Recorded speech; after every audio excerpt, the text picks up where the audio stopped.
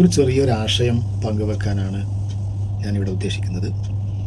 നമ്മളെല്ലാവരും ദുആ ചെയ്യും. എന്തിനാണ് ദുആ ചെയ്യുന്നത്? ദുആ ചെയ്യുന്നത് നമ്മുടെ ആവശ്യങ്ങൾ നിറവേറ്റി കിട്ടാൻ വേണ്ടി.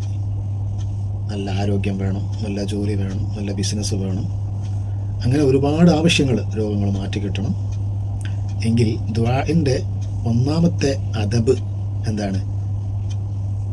ദുആക്ക് ഉത്തരം കിട്ടാൻ റസൂലുള്ളാഹി സ്വല്ലല്ലാഹു അലൈഹി വസല്ലം തങ്ങൾ പഠിപ്പിച്ച ഒന്നാമത്തെ അദബ് ഹംദ്, അൽഹംദുലില്ലാഹ് എന്ന് പറയുക.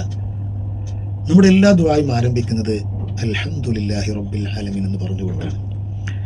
അപ്പം ഞാൻ ഇവിടെ പറയാൻ ഉദ്ദേശിക്കുന്ന കാര്യം, നമ്മൾ കിട്ടാനുള്ള കാര്യങ്ങൾ ചോദിക്കുന്നതിന് മുമ്പായി അല്ലാഹു തആല നമ്മെ ഉണർത്തുകയാണ്. നിന്റെ അടുക്കൽ ഓൾറെഡി ഉള്ള ഒരുപാട് നിഅമത്തുകളുണ്ട്, നീ അത് ഓർക്കണം. എന്നിട്ട് നീ അത് നന്നായി മനസ്സറിഞ്ഞ് നന്ദി പറയണം, അത് മനസ്സിലാക്കണം, അത് ഉൾക്കൊള്ളണം. എന്നിട്ട് നീ എന്നോട് ചോദിച്ചാൽ മതി എന്നൊരാശയമാണ് നമ്മുടെ ദുആകളൊക്കെ അൽഹംദുലില്ലാഹ് എന്ന് പറഞ്ഞുകൊണ്ട് ആരംഭിക്കുന്നതിൻ്റെ പിന്നിലുള്ള ഒരു രഹസ്യം.